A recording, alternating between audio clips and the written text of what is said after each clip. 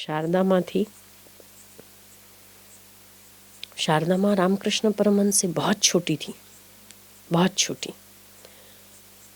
तो कुछ वर्ष बड़ी हुई जब, तो उनके माता पिता शारदा माँ से कहने लगे कि क्या बच्चे बच्चे नहीं हो रहे, इतने वर्ष शादी को हो गए, बच्चे तो होने चाहिए, क्यों नहीं बात करती हो ठाकुर से।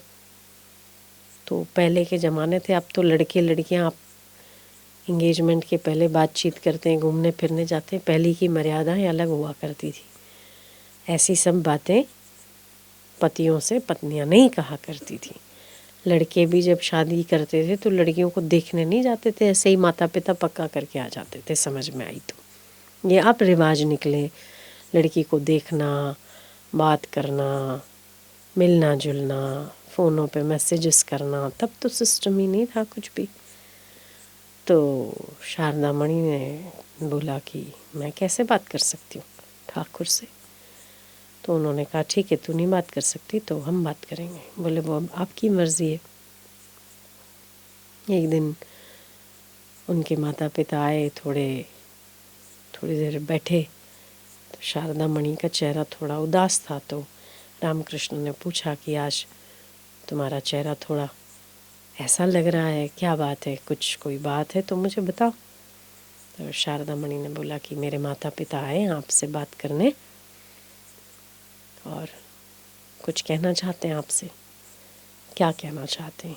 तो बोले आप ही मिल लीजिए उन्हें। बोले मतलब तो तुम्हें पता है कि वो मुझसे क्या कहने आए, तो तुम ही बता दो। और चेहरा तुम्हारा उदास देखकर मैंने पूछा है और मैंने तुम्हें पूछा है, तो निसंकोच होकर बताओ कि तुम क्या चाहती हो, क्या चाहिए तुम्हें। तो शारदा मणि ने बोला कि मेरे माता पिता मुझे कह रहे हैं कि इतने वर्ष शादी को, विवाह को हो गए तो बच्चा होना चाहिए, और तो ठाकुर से पूछूं मैं कि ऐसा सौभाग्य माँ बनने का मुझे कब मिलेगा। रामकृष्ण परमहंस मुस्कुराए और बोला कि बच्चे पैदा करेगी तो एक बच्चा पैदा करेगी या दो करेगी, दो की माँ बनेगी। मैं तुझे तो सारे जगत की माता बनाना चाहता हूँ। तू जगत की माता बनेगी, दो बच्चों की माँ नहीं। और वही हकीकत निकली। रामकृष्ण परमहंस शारदा मणि ब्रह्मचर्य का जीवन यापन किए और विवेकानंद ने शिकागो में धर्म सभा में डंका बजाया तो पहला प्रणाम शारदा मणि को किया।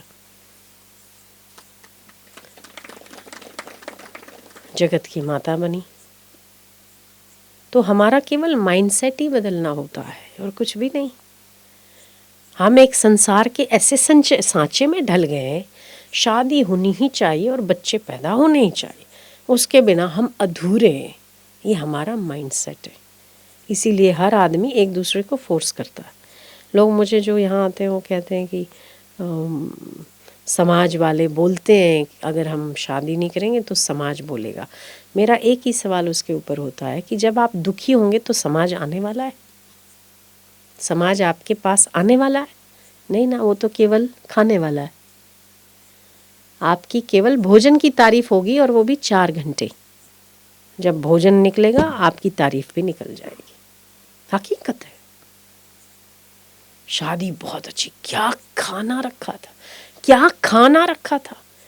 और अगर बाहर निकल के किसी और की शादी की खुशबू आ गई, बोले इसका खाना ज़्यादा अच्छा है। आपका खाना तो वहीं का। आप समाज केवल आपके भोजन तक सीमित होता है, जीवन तक नहीं। जीवन समाज नहीं देता है। समाज क्या कहेगा, समाज क्या होना चाहिए। हरि डर गुरु डर जग डर, डर करनी में सार होना चाहिए। पर उसके लिए आप अपने जीवन के डिसीजंस बदल लो। वहां तक समाज को इंटरफेयर नहीं करने देना चाहिए।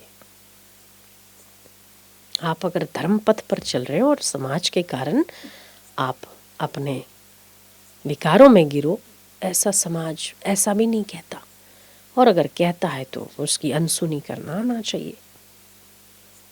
बोले समाज कह रहा था इसीलिए हमने, बस फिर समाज क्या कहेगा इसलिए फिर शादी कर ली हमने।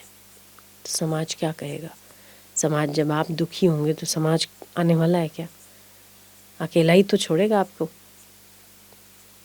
तब भी अकेला छोड़ेगा, आज भी अकेले हो, क्या दिक्कत है?